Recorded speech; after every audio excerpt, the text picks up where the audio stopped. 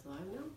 Hey, I'm Dr. Micah Richardson. I'm back with my wife, Mitzi, our health coach and nutrition coach, weight loss coach. She does a little bit of everything in our office, and we're coming back. Last week we talked a lot about this keto and this ketogenic diet and what's the craze.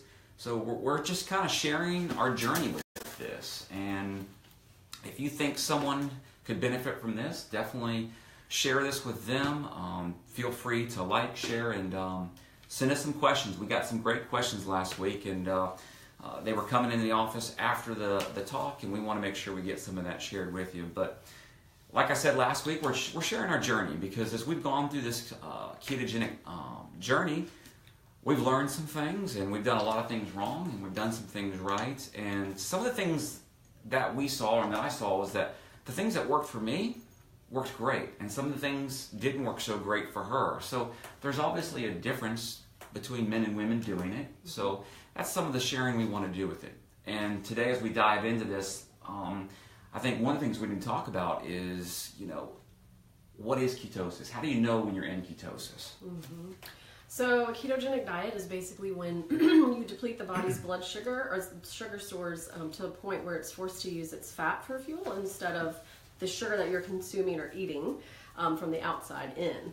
So it is a process, though, that has to take place over a few days, sometimes weeks even. It depends. There's a lot of factors that go into play there as to how long it takes for someone to truly get into ketosis versus also even being fully keto adapted, which those are two completely different things, and we're going to talk about that on the upcoming videos and what all that means. But basically, you can get into ketosis in a couple of days by severely restricting your sugar intake. Right. Well, and some of the things that keep you from getting ketosis, well, toxins, preservatives. What are some other things that would see? Sugar.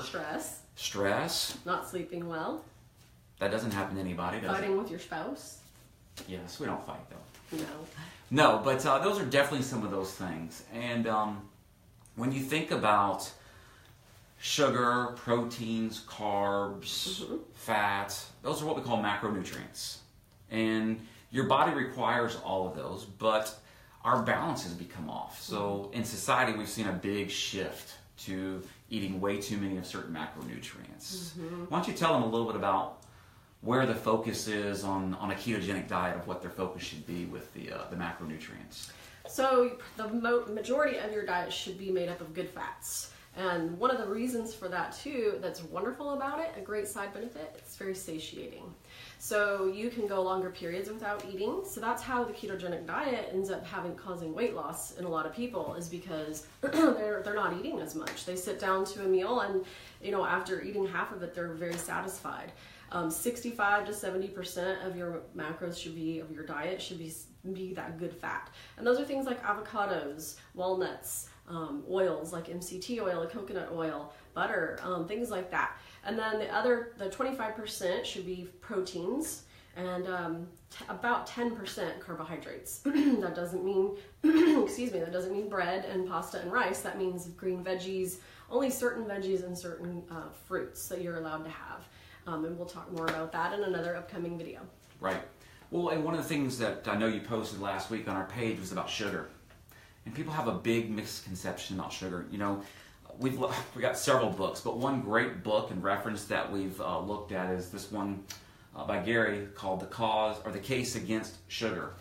And really kind of what happens is, it's not just like I'm going and eating sugar. I mean, there's so much sugar in our foods, but not just about candy. So carbs break down into a form of sugar.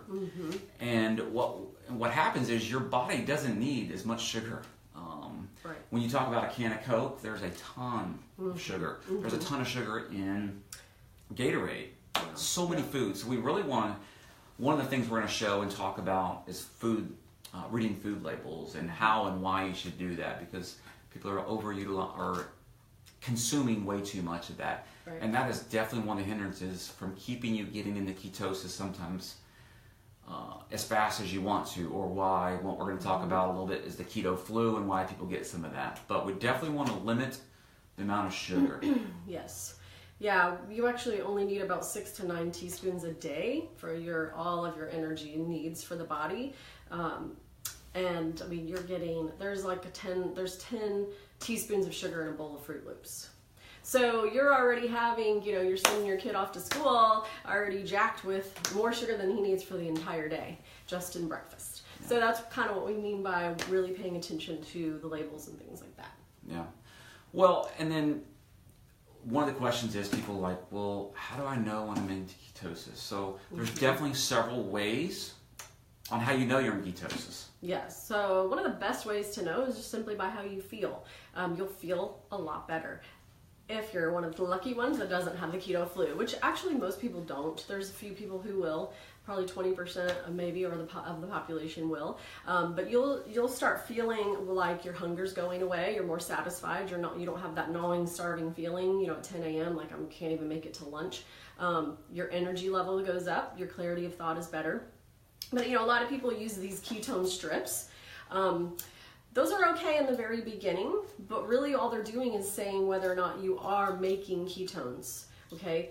We're gonna talk about in an upcoming video about actually utilizing those ketones, which is keto adaptation.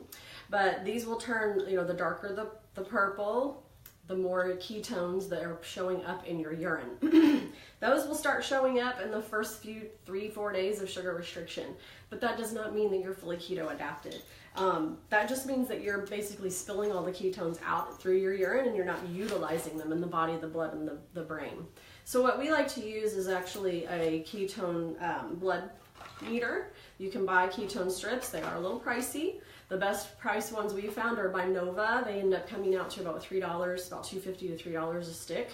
And then you can use the ketone meter, and next week if you tune in, I'm going to blood test myself. So it also will test your blood sugar levels and your ketone levels. So you'll be able to see what that's like, and it shows up on the screen. And we'll talk about how many millimoles you should be in and things like that. We're also going to tackle the myth of ketoacidosis next week, because a lot of people hear about this ketogenic diet and then they have the fear of ketoacidosis. So we're going to talk about that and what that means. Yeah, and we definitely, as we go through this, the myths, there's a lot of myths out there, and we want to kind of share and go over some of those things that we found. So I'm going to put you on the spot here in just a second, because I'm going to say something here. But I want you to think about one tip that they can start to do to help them go into ketosis, or if they're thinking about going and starting a ketogenic diet. So think about that. But as she's thinking about that, she's going to give you one great tip to start next week. But like I said, we're sharing our journey here with you.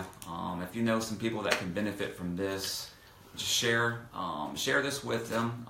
Definitely send us some questions. If we're not getting your questions answered, we want to make sure we get those questions answered. But I'm coming back to her. You got one tip? What someone should do?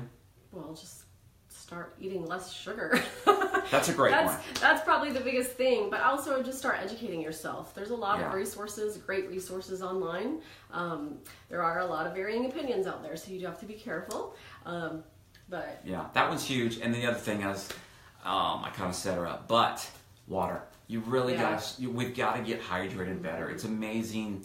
One of the tests that we do in our office is just to really see how hydrated people are through a BMI test. And hydration is a key and a must as you go through this. Your body is 60 to 80% water. Mm-hmm. You need water. So take minerals. Take some minerals, but just start the water process. But we thank you for tuning in with us. We look forward to seeing you next week. Make sure we get your questions answered. And then next week we're gonna test our blood. We're gonna show you where our ketone levels are. Have a great day, and we will see you next time. All right.